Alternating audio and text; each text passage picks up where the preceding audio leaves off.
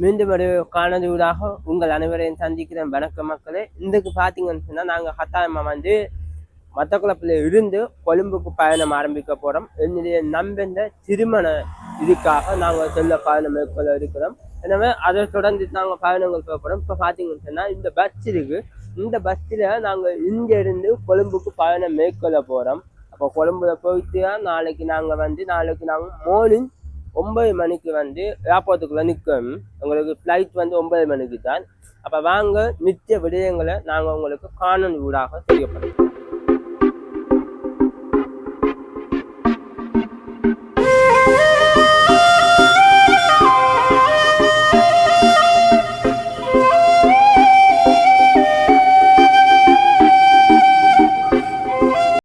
Okay, இந்த video யாராவது புதுசாக பார்க்குறீங்கன்னு சொன்னால் கட்டாயமாக எங்களோட வீடியோவை சப்ஸ்கிரைப் பண்ணுங்கள், ஷேர் பண்ணுங்கள், கமெண்ட் பண்ணுங்கள்.